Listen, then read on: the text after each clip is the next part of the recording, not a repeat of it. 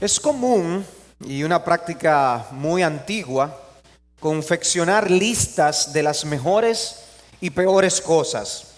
Tenemos la lista de las 7 maravillas del mundo antiguo y la lista de las 7 maravillas del mundo moderno. Podemos encontrar una lista de países a visitar antes de morir, o de las personas más ricas del planeta, de los libros más vendidos. La gente es asidua a seguir este tipo de listas. Incluso las personas llegan a poner en lista negra a algunos que no gozan de su favor. Pero siempre las listas han formado parte de nuestras vidas. La Biblia también tiene sus listas. Puede ser una lista de nombres, puede ser de requisitos para los pastores y de los diáconos de la iglesia, una lista de dones espirituales o de virtudes, como cuando se nos habla del fruto del Espíritu, que es amor, gozo, paz, etc.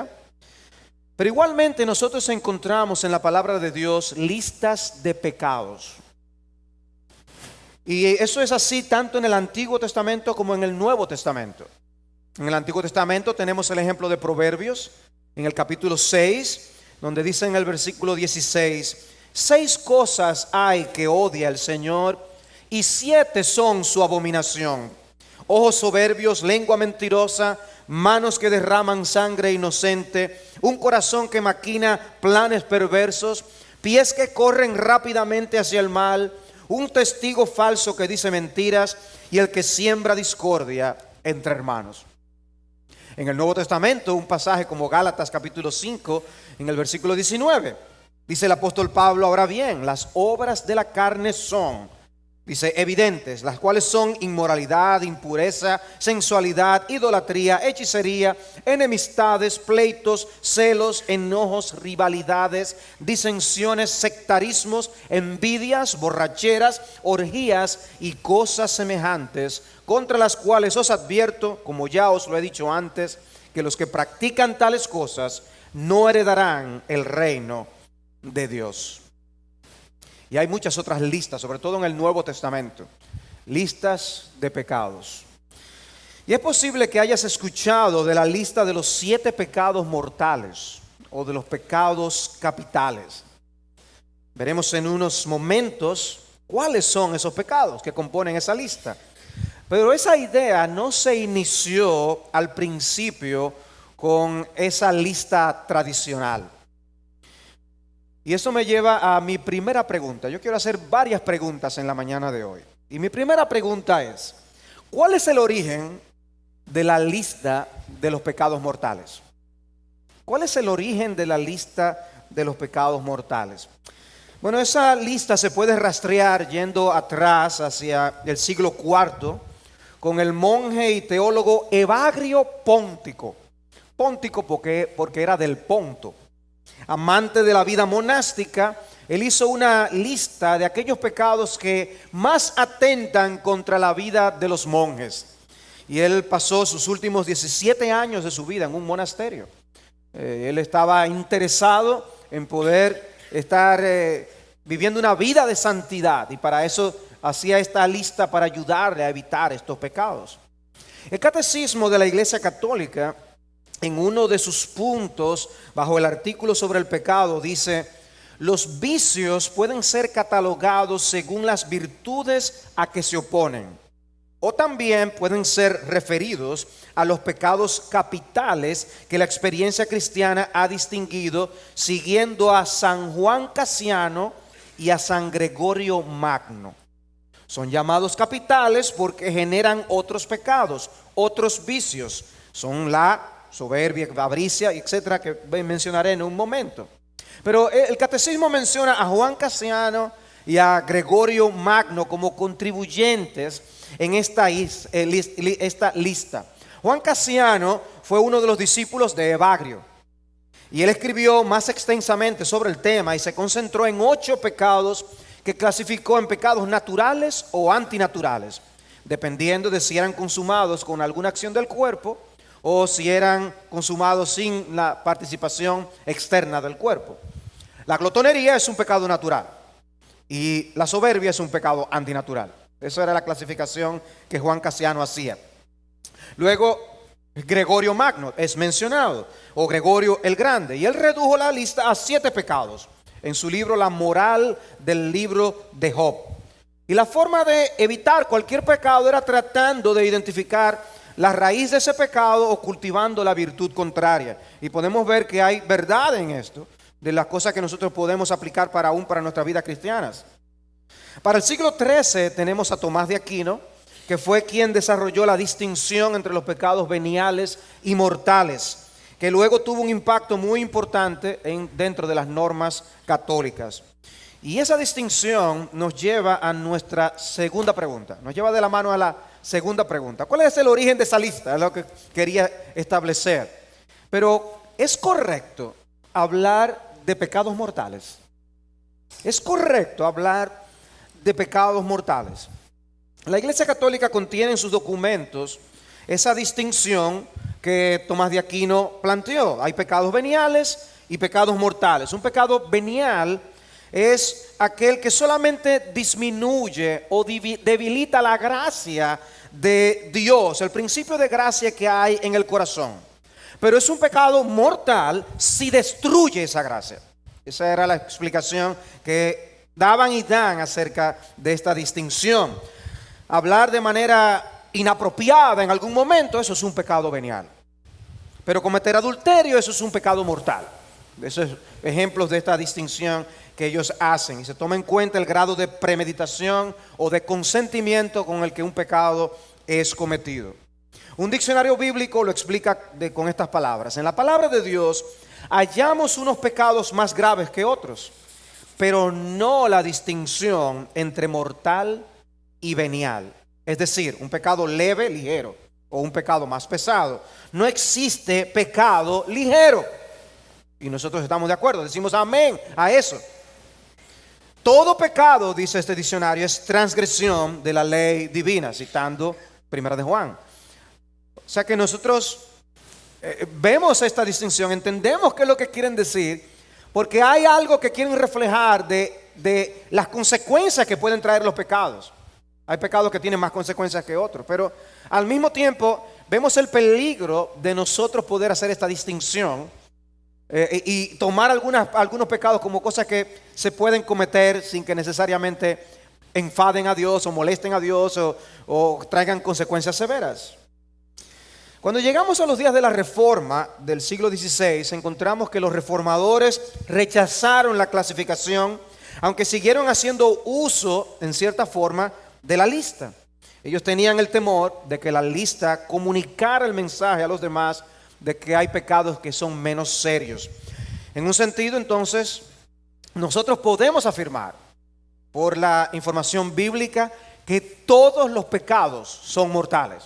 En un sentido, podemos afirmar que todos los pecados son mortales. ¿Y de dónde sacamos esto? Porque el pecado en general produce muerte. Dice Romanos 6:23 que la paga del pecado es muerte. El salario del pecado es muerte. Pero la dádiva de Dios es vida eterna en Cristo Jesús, Señor nuestro. Y aquí ya vemos un contraste entre vida y muerte que aparece en las Escrituras.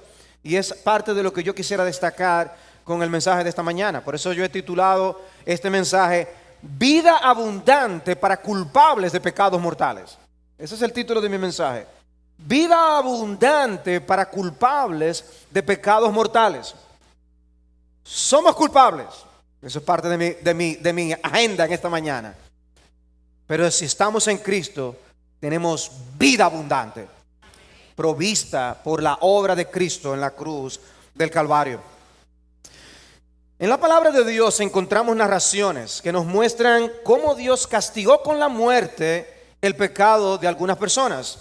Lo vemos en el caso de Nadab y Abiú, de Usa, de Ananías y de Zafira, y aún de aquellos que tomaban la cena del Señor indignamente, en 1 Corintios capítulo 11. ¿Cometieron ellos pecados mortales únicos que otras personas no cometen? Yo creo que no. El Señor realmente no hace lo mismo con cada pecador en cada ocasión. ¿No hemos visto acaso repetirse el pecado de profanación que cometió Esaú cuando menospreció lo sagrado? ¿No se ha repetido eso?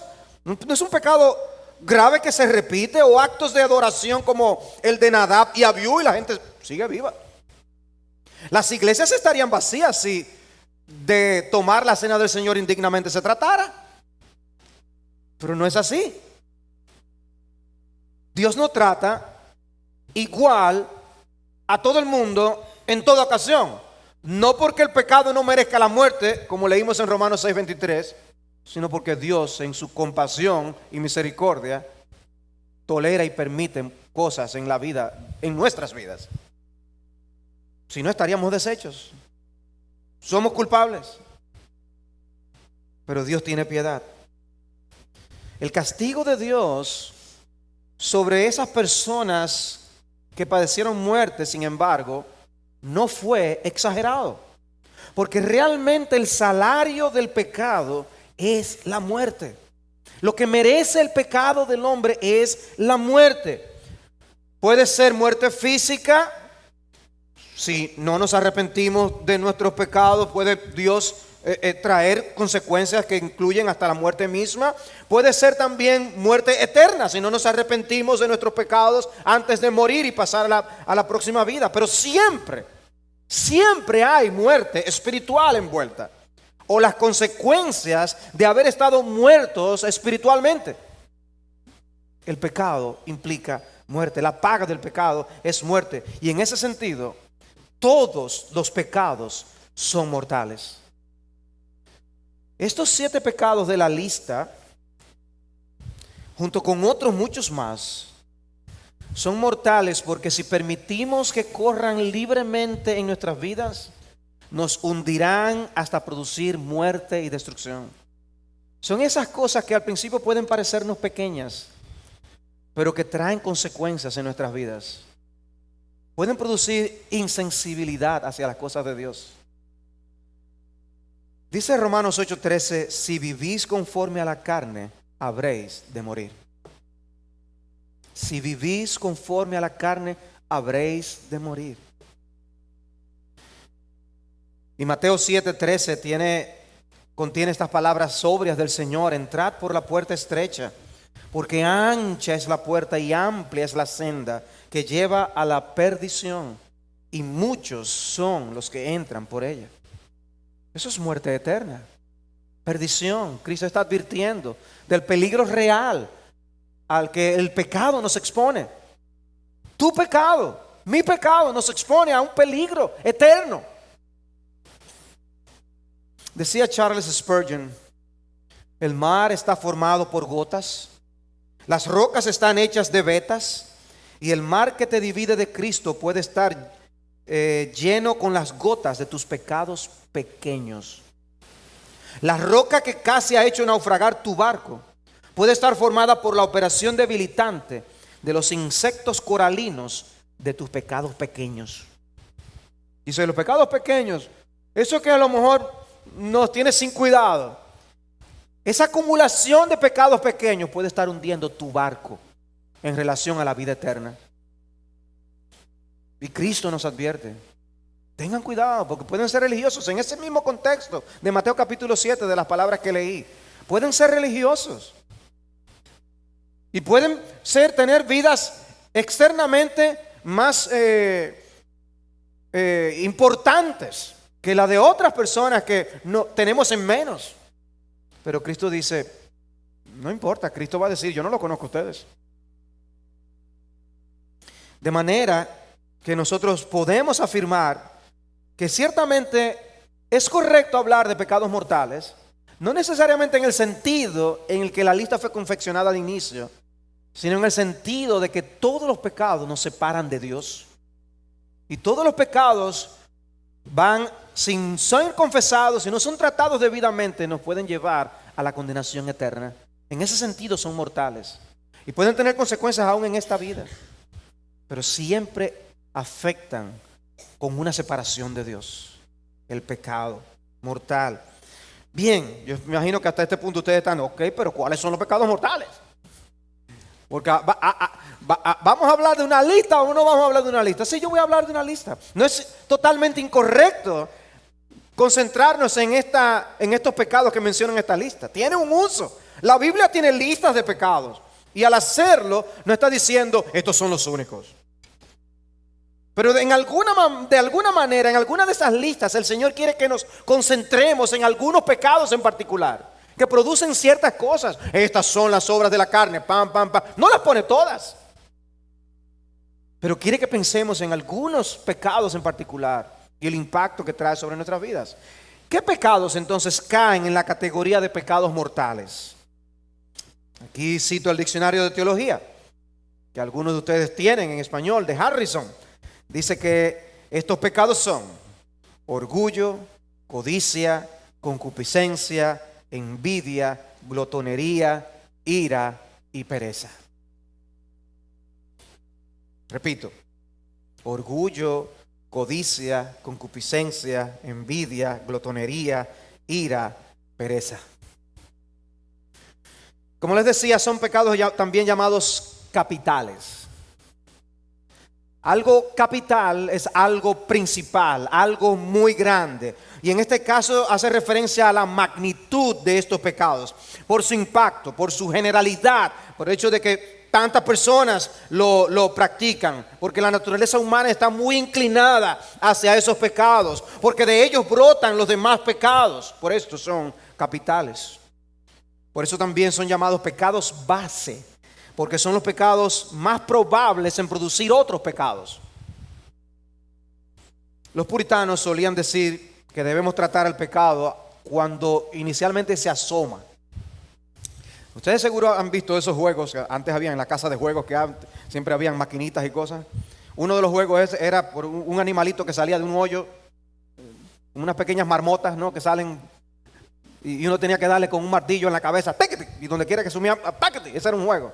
Bueno, lo que los puritanos decían es, nosotros tenemos que estar al acecho del pecado, donde quiera que se asome, para que no se asome. Dice, debemos atraparlo al inicio, porque si dejamos que salga la cabeza y el cuerpo, es más difícil.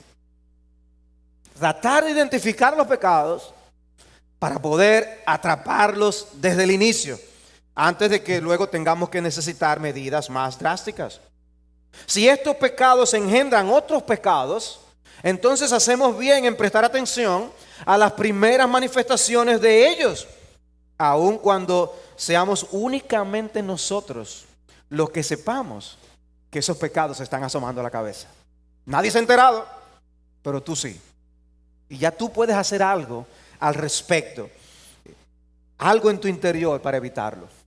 Alguien muy sabiamente dijo que hablamos de 7 pecados y no de 77 o de 777, porque en esos 7 están representados todos. Los 7 representan todos.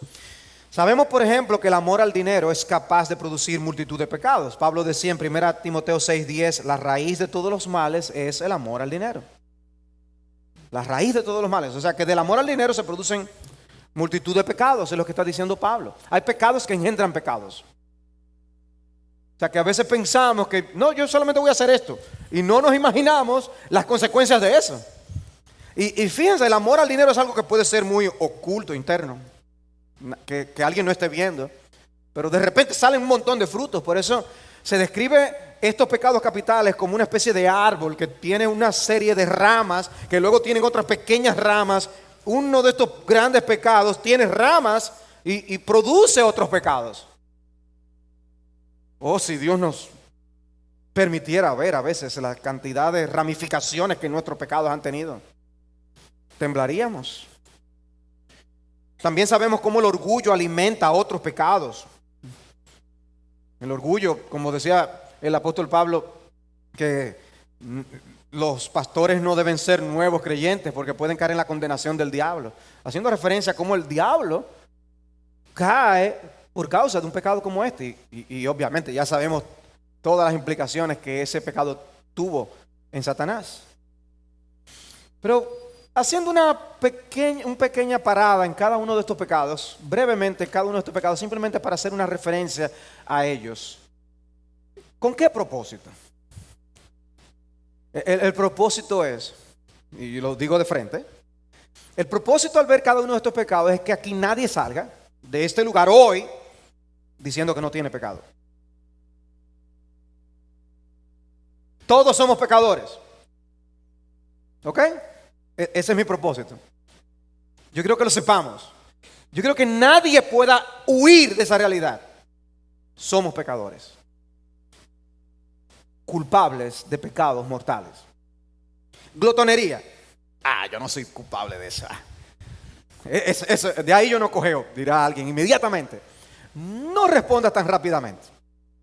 La glotonería, la gula. ¿Es la gula un tema que solo concierne a los que están fuera de forma? No necesariamente. De hecho, yo recuerdo muy bien que en uno de los momentos en que yo estaba más delgado en la vida, algunos decían, lagarto, ¿era el que le dicen? Un lagartico así, bien delgado. Pero la familia tenía temor a veces de invitarnos, porque iba a estar yo ahí. De hecho, un miembro de la familia decía, al pobre hay que darle pájaro bobo para que tenga apetito. Porque tenía un apetito voraz. Y yo sé que yo por momentos comía de gula, como dicen. No hay que estar fuera de forma y ser gordo necesariamente para caer en el pecado de la glotonería. Es mi punto. Y aunque este pecado guarda relación directa con la comida, la verdad es que puede aplicarse a muchas otras cosas más.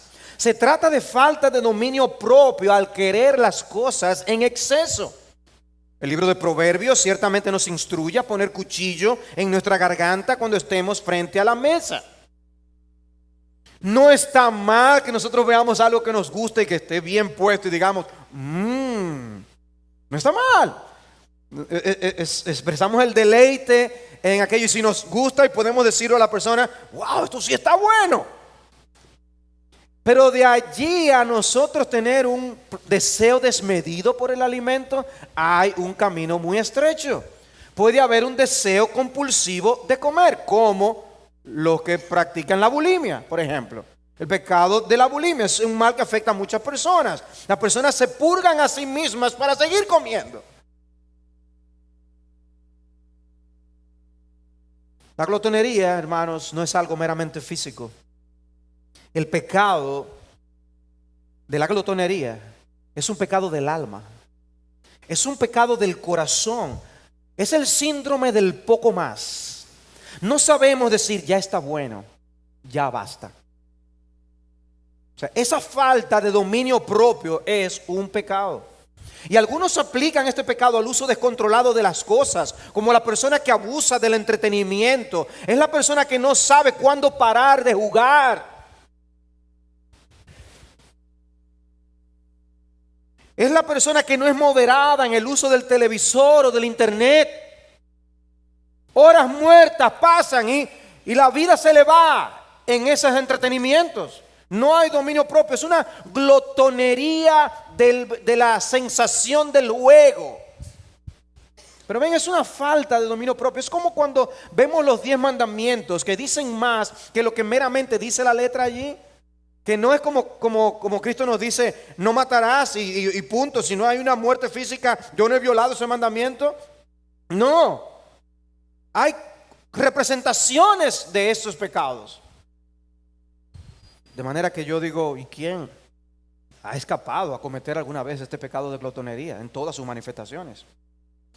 La lascivia, o la concupiscencia, o pasión desordenada, como lo llamemos. La pasión o la lascivia es un fuerte deseo, un gran antojo, una gran ansia por algo.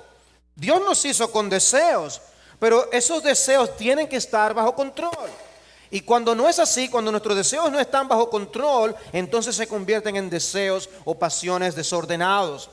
El objeto del deseo puede ser incorrecto. La intensidad del deseo puede ser pecaminosa. La pasión homosexual, por ejemplo, está mal por el objeto del deseo que está mal. La pasión adúltera por igual. O entre solteros puede haber atracción y ser normal. Pero si la intensidad no se mantiene bajo absoluto control, entonces el objeto, aunque sea correcto, es desordenado el deseo. ¿Ven? Dice Santiago 1:14, cada uno es tentado cuando es llevado y seducido por su propia pasión. Después, cuando la pasión ha concebido, da a luz el pecado. Y cuando el pecado es consumado, engendra la muerte. Ven, lo presenta como si fuera una especie de embarazo. ¿Y cómo inicia el asunto? Con la pasión.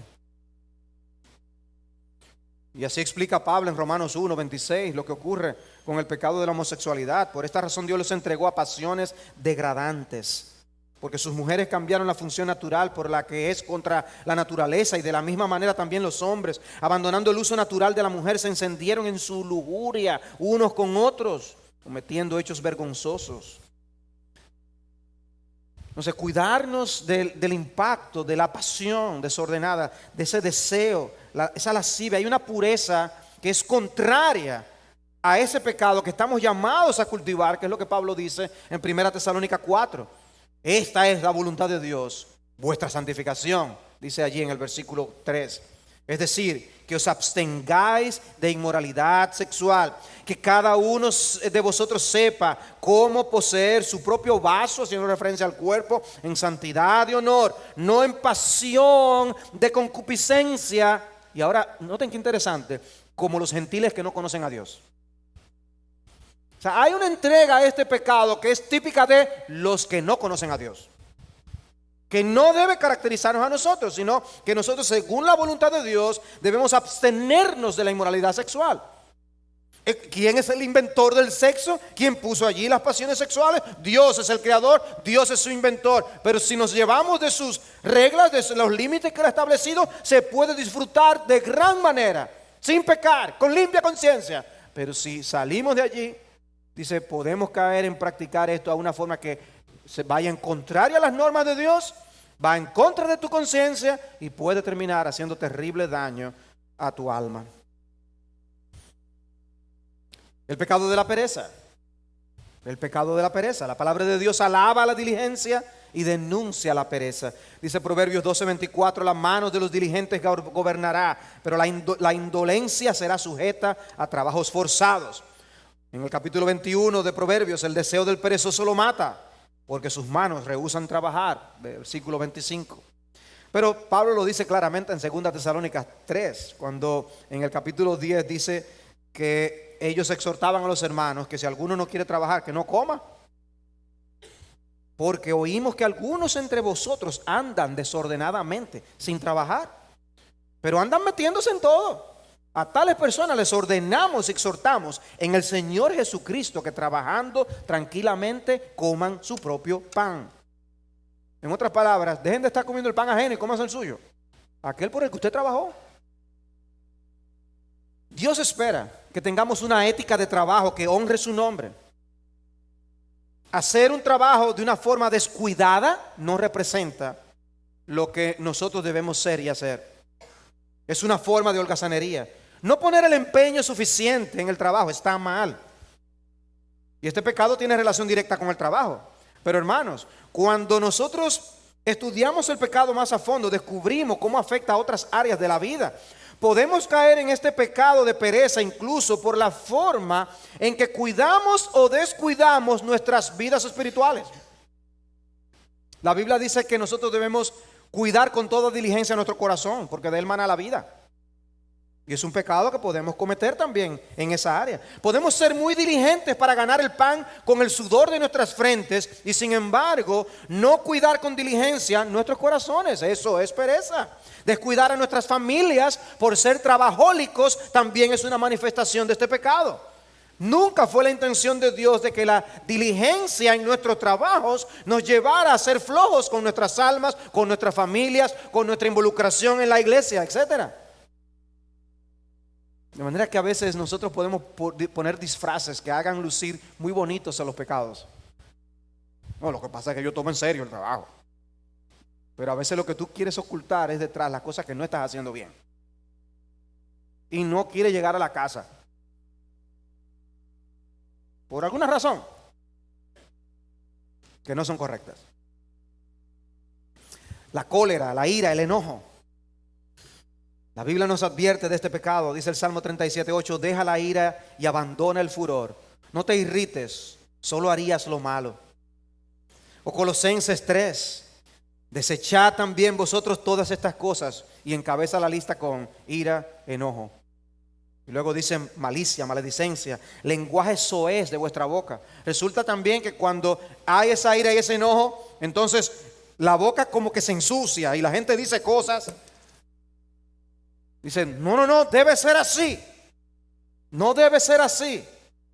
Efesios capítulo 4 dice, airaos, pero no pequéis. No se ponga el sol sobre vuestro enojo. Pues yo lo que hago es que me airo, sin pecar. ¿Tú estás seguro? ¿Tú estás seguro? Ahora es interesante que es en relación a ese pecado que Pablo dice, ni deis oportunidad al diablo.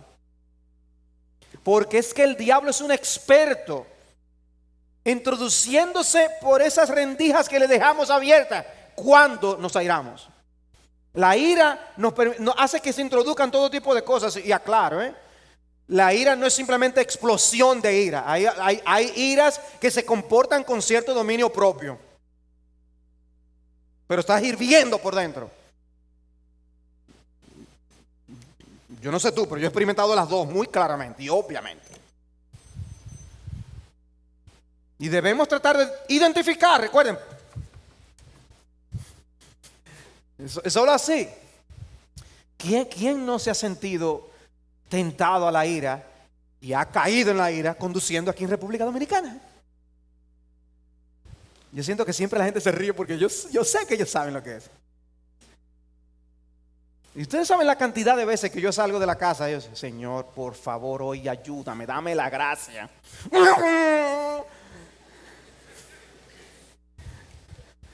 Y en vez de darle al animal del pecado, es al otro que yo le quiero dar. Pero ¿qué dice Santiago 1:20? La ira del hombre no obra la justicia de Dios. Realmente las cosas que queremos lograr normalmente las dañamos a través de la ira. O ganamos algo peor. La impaciencia nos traiciona a todos. A todos. Uno se aira por una cosa, otro se aira por otra. Pero ¿quién no cae culpa de este pecado? ¿Quién puede levantar la mano y decir yo estoy limpio de esto? Queremos que las cosas sean como deseamos y dañamos las cosas. Cuando no es el tránsito, es un hijo desobediente, es una hermanita que no respeta lo ajeno, es un marido desordenado que lo deja todo ubicado en mal sitio, es un vecino escandaloso. 1000 razones que nos llevan a airarnos, a enojarnos. Y todas son retos para guardar la compostura. Pero Cristo dijo, cualquiera que cometa homicidio será culpable ante la corte, dice la gente. Pero yo os digo que todo aquel que esté enojado con su hermano será culpable ante la corte. Y cualquiera que diga racá a su hermano será culpable delante de la corte suprema. Y cualquiera que diga idiota será reo del infierno de fuego. ¿Cómo? Reo del infierno de fuego. Eso es Cristo hablando. Wow. Déjame ver cuántas veces yo hice idiota.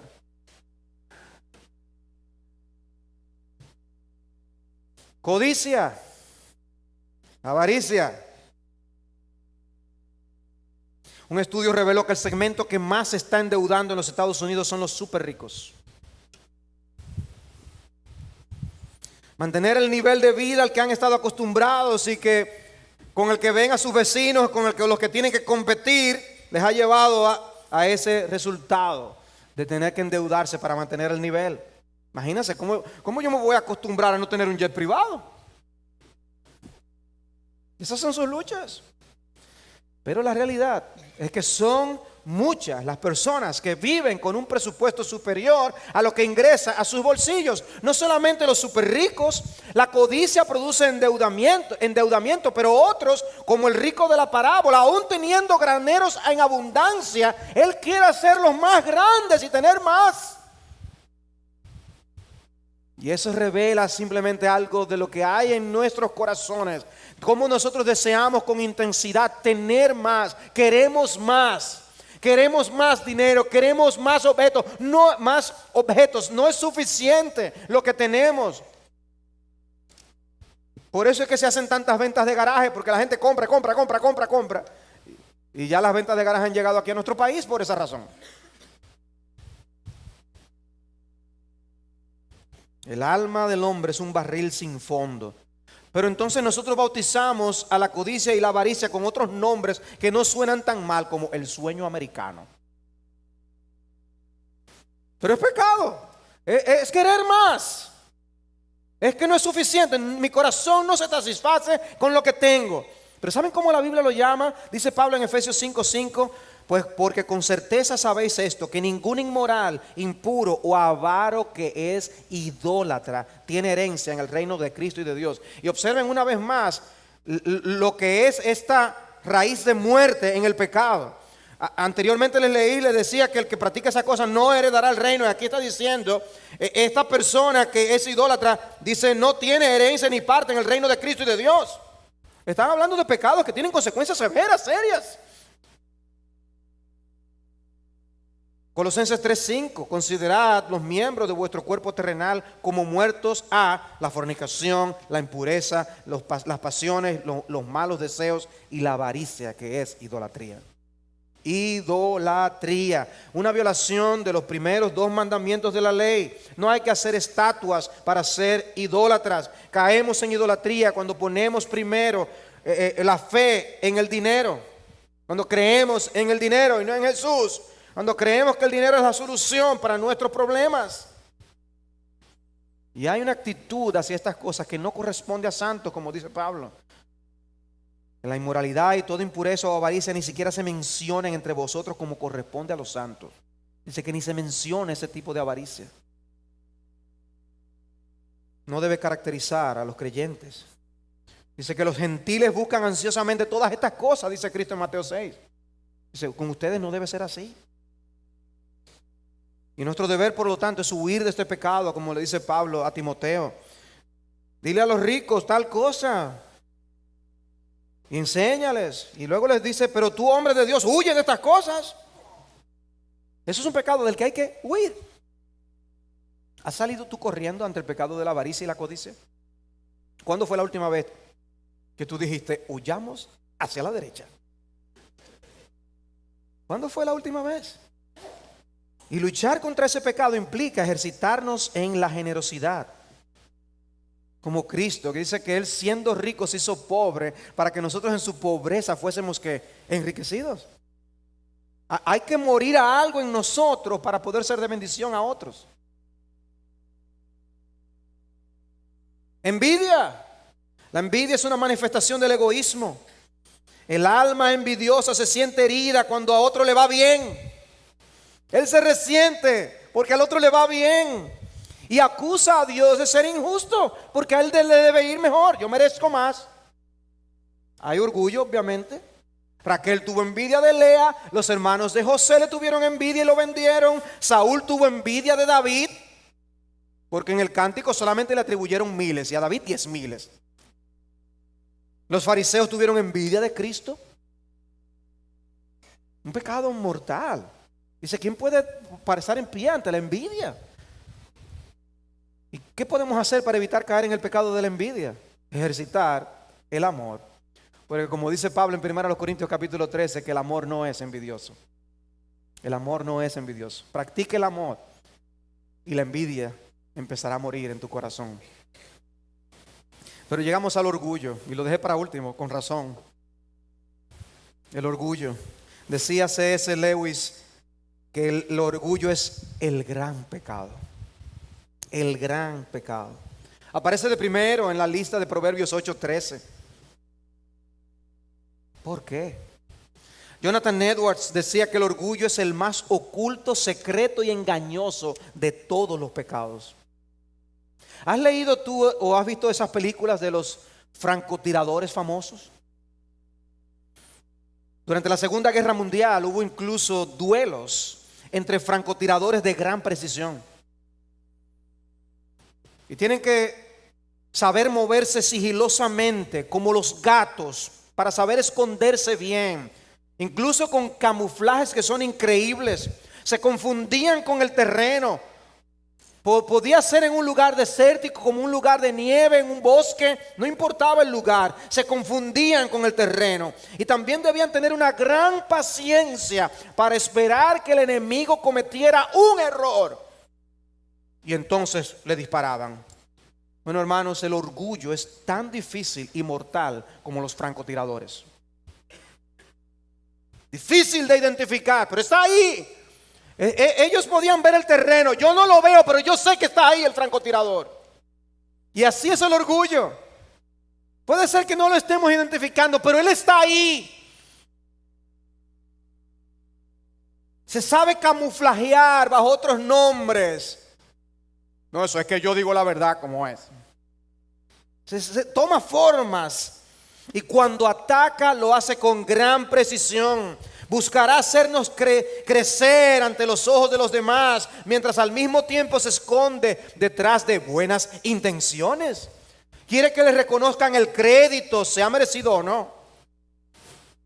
Y se justifica a sí mismo para lucir más o menos bien. El ejemplo de los fariseos, que todo lo hacían para verse bien ante los ojos de los hombres, sin importar cómo se veían delante de Dios, con formas sutiles. Y hermanos, si alguien como Pablo necesitó de un aguijón en la carne para que no se enorgulleciese, y era en cuanto a algo muy santo, un privilegio santo de ir al tercer cielo. ¿Quién de ustedes? Nosotros vamos a una playa bonita y le queremos contar a todo el mundo. ¿Quién de ustedes que vaya al cielo y venga aquí no va a querer hablar de eso? Pero Pablo tuvo ese privilegio y el Señor le dijo, pero eso sí, te voy a poner un aguijoncito en la carne para que tú no te llenes de orgullo. Oh, hermanos, ¿quién puede estar limpio de ese pecado? En un libro de los 7 pecados capitales, un autor dice, nuestros corazones son como aspiradoras de gloria.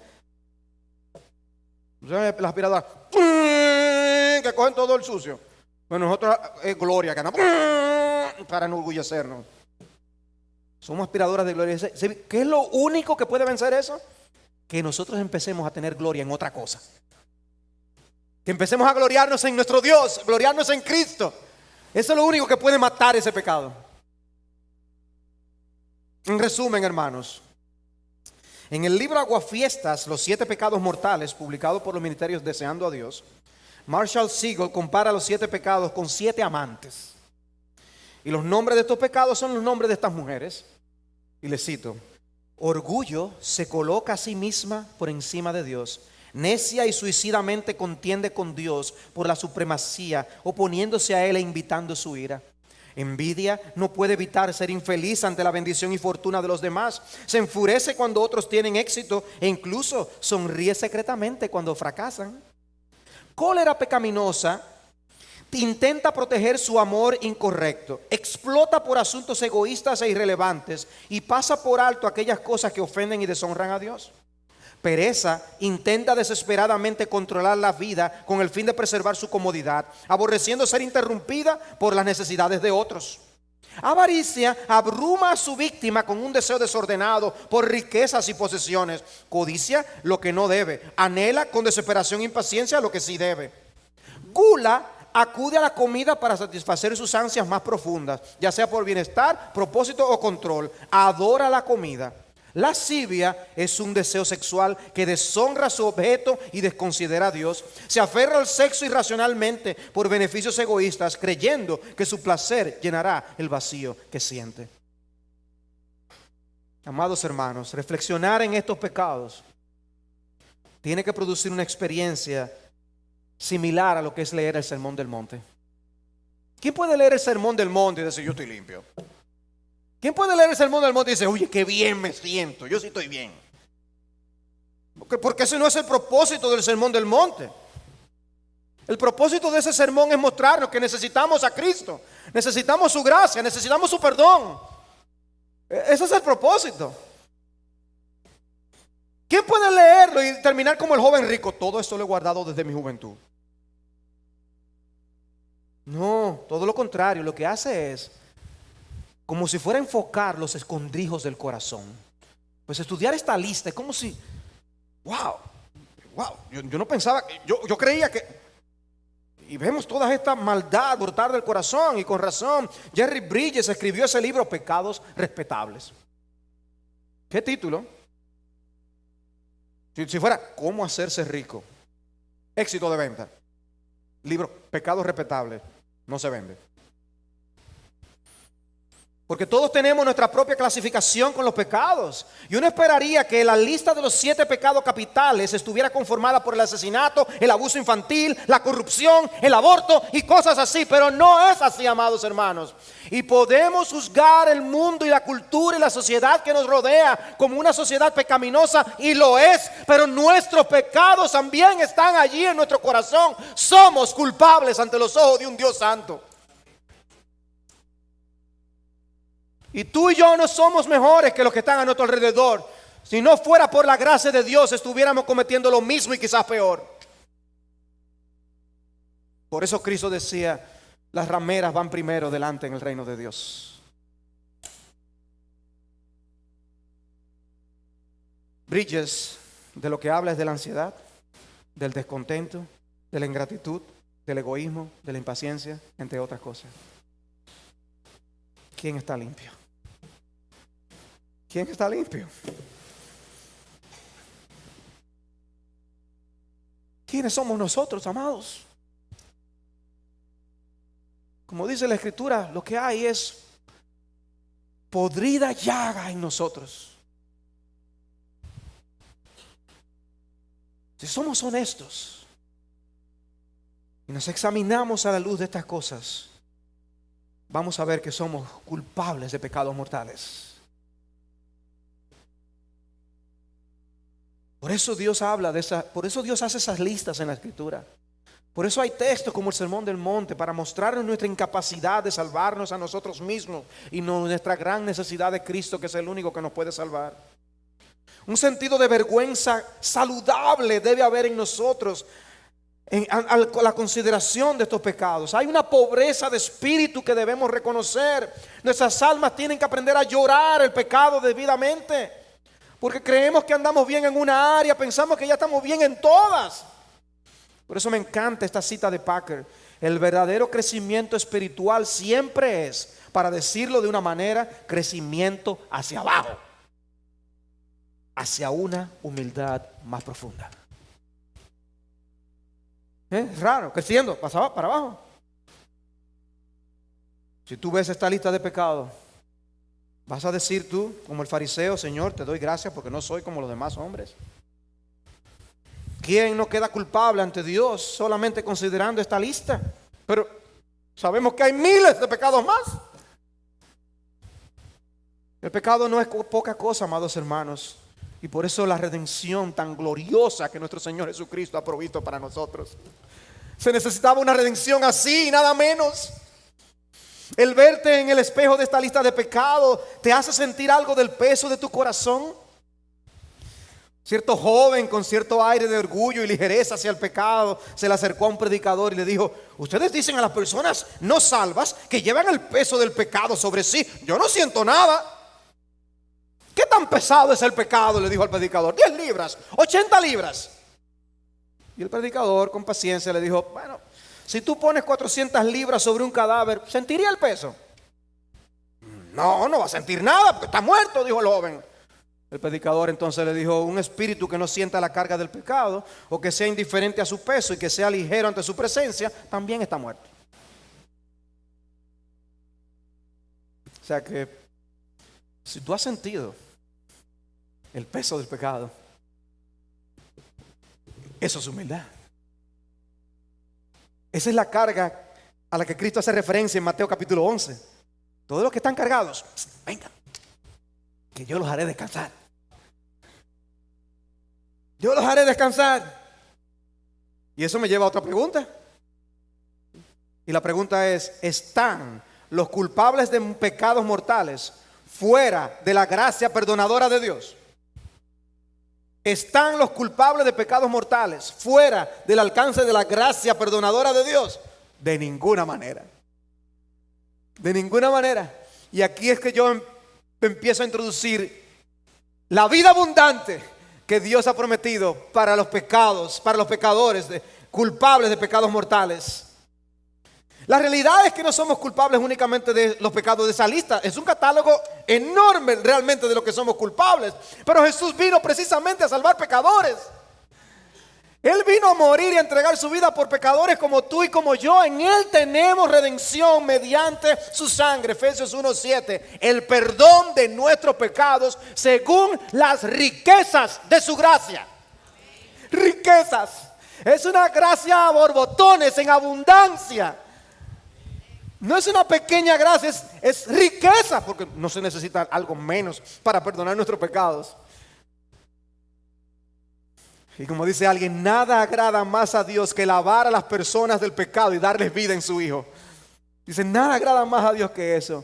Por eso Él promete y dice en Juan 10:10, yo he venido para que tengan vida y para que la tengan en abundancia. ¿Qué era el pecado? ¿Qué traía? El salario del pecado, la paga del pecado es muerte. Y Cristo dice, yo he venido para que tengan vida. Vida y vida en abundancia. Y eso me lleva a mi última pregunta. ¿Y qué podemos y debemos hacer con respecto a tales pecados? ¿Qué podemos y debemos hacer con respecto a tales pecados? Tres cosas. Primero, debemos arrepentirnos de esos pecados. Y aquí estoy hablando a todos. Todos. No me importa si tú profesas ser cristiano o no. No me importa. Todos nosotros, todos tenemos que arrepentirnos de estos pecados. El arrepentimiento debiera ser tan común como el pecado. Pero lamentablemente no es así. Pero debiera ser tan común.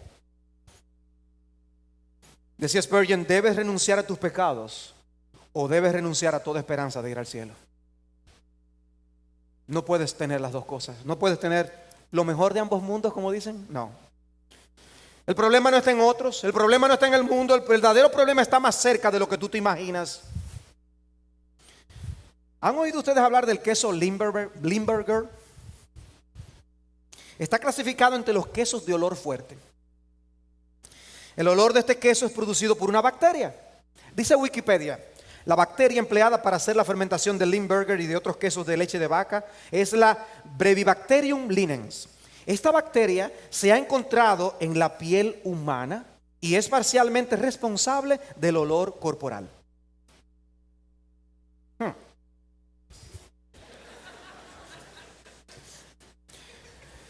Dice que en una ocasión habían unos estudiantes en un lugar de una institución de estudios y uno de los estudiantes se durmió y los demás quisieron darle una sorpresita. Él tenía bigotes y entonces le untaron de ese queso en los bigotes. Y él, cuando despertó, dijo, esta habitación sí huele mal. Sale al pasillo. Este pasillo sí huele mal. Sale a la sala. Esta sala sí huele mal. Salió a la calle. El mundo está mal. Eso mismo hacemos nosotros. El pecado está cerca de nuestro corazón, pero atribuimos la razón a todas las cosas que están fuera de nosotros y menos dirigimos la vista hacia nosotros mismos. La clave está en empezar a reconocer nuestra propia maldad. Él tenía que ver su propia maldad para arrepentirse. En Lucas capítulo 15 nosotros tenemos diversas enseñanzas sobre cosas perdidas. ¿Recuerdan? Moneda perdida, el hijo perdido. En el versículo 7 Cristo dijo, os digo que de la misma manera habrá más gozo en el cielo por un pecador que se arrepiente que por 99 justos que no necesitan arrepentimiento. Uno esperaría que el texto dijera, habrá más gozo en el cielo por un pecador que se arrepiente que por uno que no se arrepiente. Pero eso no es lo que dice. Que por 99 justos, entre comillas yo pongo justos, que no necesitan arrepentimiento, que no creen que necesitan arrepentimiento. Por eso habla de un pecador que se arrepiente. Un pecador que se arrepiente es una bendición. una enorme bendición. Todos somos pecadores, pero los que se arrepienten producen gozo en el cielo. Hay más gozo en el cielo por un pecador que se arrepiente que por todo lo que puedan pensar que están bien, que no hay ningún problema. Yo no he pecado contra Dios. Oh, qué bendición la que encontramos en las Escrituras cuando nos explica cómo el padre reacciona ante el arrepentimiento del hijo perdido, el hijo pródigo. Mi hijo es aquí que dice: muerto era, digno de lástima, merecedor del castigo eterno, muerto era, ha cometido pecados de muerte, pero aquí vive por Cristo, vive por la crucifixión de nuestro amado Señor y Salvador. En su muerte tenemos la vida. Yo he venido para que tengan vida y vida en abundancia. ¿Y qué hubo? Celebremos y hagamos fiesta. En el cielo hay fiesta por un pecador que se arrepiente. Tú puedes hacer que el cielo se remueva de festividad y de gozo y de alegría si hoy tú te arrepientes de tus pecados y entregas tu vida al Señor Jesucristo.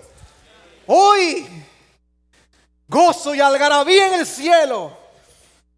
Si tú aquí, sin que nadie más se entere realmente, tú puedes confesar tus pecados y decirle: Señor, perdóname, yo he bebido de espaldas a ti, yo soy culpable de estos pecados y de más pecados aún. Y Él perdonará todos y cada uno de tus pecados. Tus pecados no te hacen excusable delante de la presencia de un Dios santo. Oh, pero qué salvación. Hermanos, yo puse para aquí mismo en mis notas con signo de admiración: aprecio la justificación y persigo la santificación. Aprecio que Cristo haya provisto el perdón de los pecados, pero hermanos, ojalá que eso nos motive para vivir para la gloria de Dios. Finalmente, y no tengo tiempo para abundar, debemos dar muerte a estos pecados, especialmente en sus primeros asomos en el corazón. Matarlos en sus primeros asomos. No puedo abundar. Y finalmente debemos cultivar las virtudes cardinales contrarias, deleitándonos en la salvación de Dios. Lo que Cristo ha provisto para nosotros es vida en abundancia. Es como le decía a aquella mujer samaritana: el que beba del agua que yo le daré no tendrá sed jamás, sino que el agua que yo le daré se convertirá en él en una fuente de agua que brote para vida eterna. ¿Tú has probado de esa agua? ¿Tú has tomado esa agua? Amados hermanos, nosotros podemos todavía sentir de una manera fresca una vez más ese gozo y esa alegría de tomar de esa agua. Tú y yo somos culpables. De alguna manera hemos pecado contra Dios. ¿Por qué hoy no renovamos nuestros votos de vidas para Él? Porque ¿saben lo que Dios dará? Si Él nos dio a su Hijo, que es lo más grande, no nos dará con Él todas las cosas. ¿Sabes lo que Él va a hacer? Él te va a permitir seguir disfrutando de la vida en abundancia. Vive la vida en abundancia hoy. Pero para eso tú tienes que reconocer: Señor, te necesito. Yo no soy digno, pero tú sí eres digno. Tu Hijo sí es digno. Y en tu nombre, Señor, perdóname mis pecados y ayúdame a glorificarte, viviendo la plenitud de la vida que tú has provisto para nosotros.